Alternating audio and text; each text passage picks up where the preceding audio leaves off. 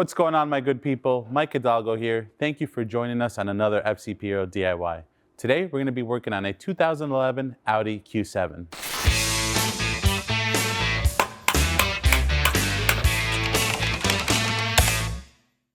Today on the Q7 behind me, we're going to be covering how to do a front differential service. We have our genuine Volkswagen fluid. 1 liter is all this model takes. We have a new drain plug and fill plug. We recommend you do this every 50,000 miles. The Q7 behind us has just broken 107K. It's a new car for the new owner, so we don't know what its history is, so it's absolutely due for that service. There is no such thing as lifetime fluid, just a lifetime of the warranty from when the car is new. Now we know what products we're going to be working with and how often you should be changing the fluid. Let's take a look at some of the tools we're going to need for this DIY. For this job, we're going to need a couple basic tools, starting with a 3/8 drive ratchet. You can use a 1/4 inch one as well.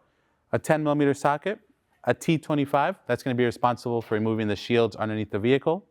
A 8mm hex for our drain and fill plug. We're also going to be using a torque wrench to torque down everything properly. We have a performance tool, fluid transfer pump, and a nice to have but not necessary is an impact gun, just to speed up the removal of the hardware on the splash shield. Now we know what we're working with, let's get started on this DIY.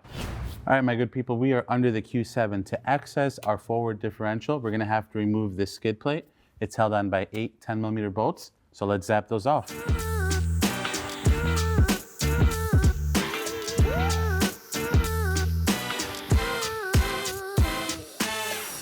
Beautiful. Now let's just set this to the side and get started. All right, now that we have access to our diff, let's go ahead and crack free the fill plug first. As a rule of thumb, you always want to make sure you're able to fill it before you drain it. Once we crack the fill plug free, we'll remove it fully and then we'll start draining. Again, for this one, you're going to need your 8mm hex. I'm using an 8mm hex on a 3/8 ratchet.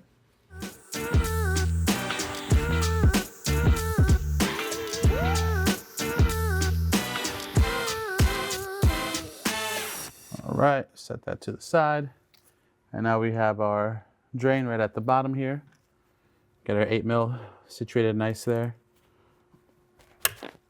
Okay. And we have our catch pan below ready to go.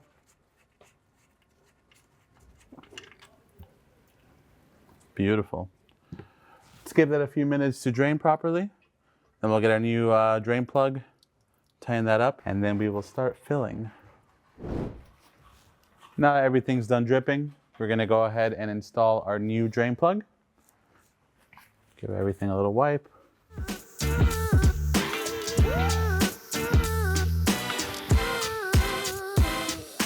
And then we're going to torque this down with the torque wrench. These call for 26 foot-pounds. So let's set the torque wrench to that. And with the same 8mm hex,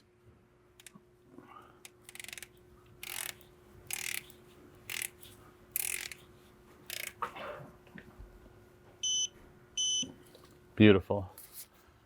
Now we can grab our liter of fluid and our transfer pump and start filling.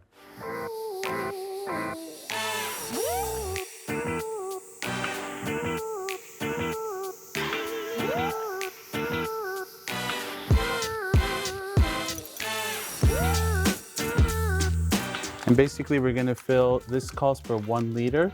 So it's either going to take the whole liter or it'll start dribbling as it's full. Either one will be fine.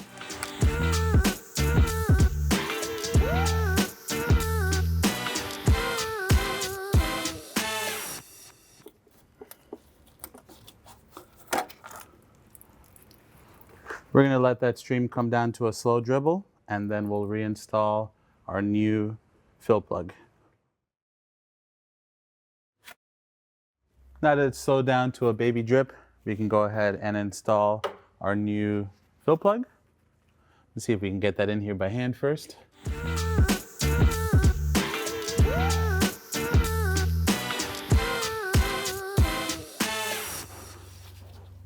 And just like the drain plug, we're going to go ahead and torque that down to 26 foot-pounds with our 8mm hex.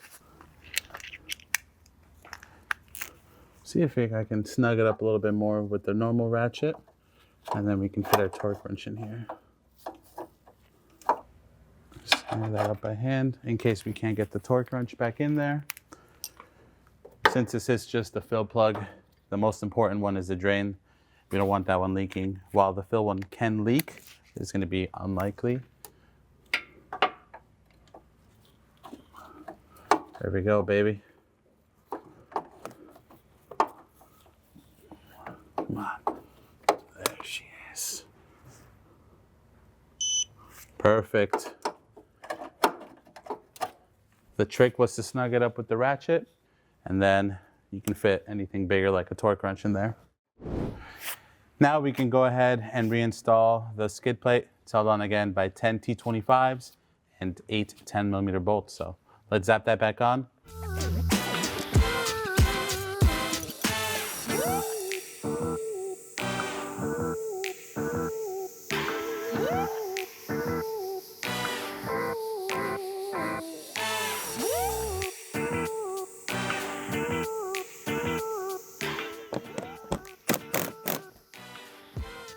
Now we have our 10mm bolts to put back in, so let's zap those back on,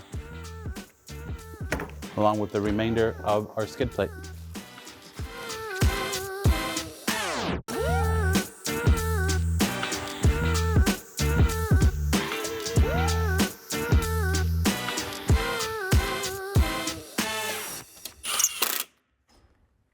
Boom, baby. With this all buttoned up, let's go ahead and wrap up this DIY. And there you have it, my good people. Another DIY in the books. Overall, a pretty straightforward one, but definitely a good one to know and a good one to do.